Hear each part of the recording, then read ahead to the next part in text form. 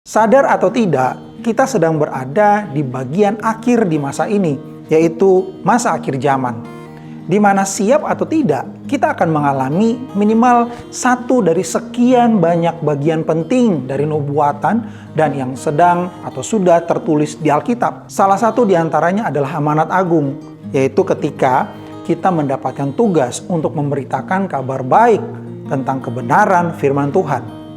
Memang terdengar sulit dan menantang ketika kita mendengar tentang amanat agung ini. Namun jika kita melihat hari-hari ini, sepertinya kebebasan dan peluang yang terbuka lebar untuk memberitakan firman Tuhan secara mudah jika kita merujuk kepada kemudahan dunia internet dan media-media lainnya.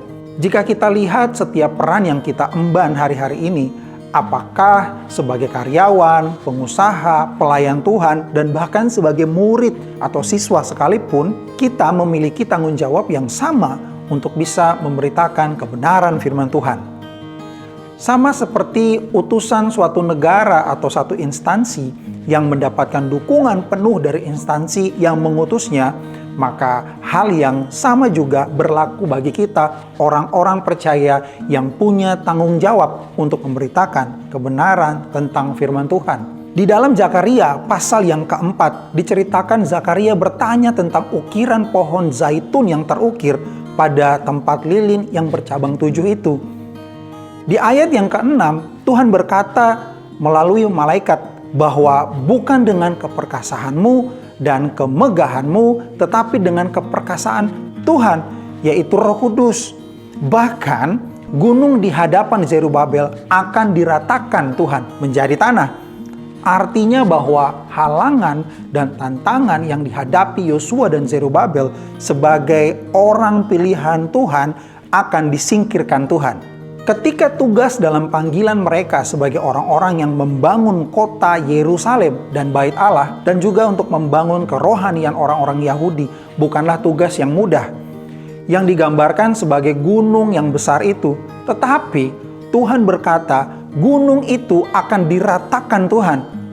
Di ayat yang ke-14, bahkan malaikat itu berkata, inilah kedua orang yang diurapi yang berdiri di dekat Tuhan seluruh bumi.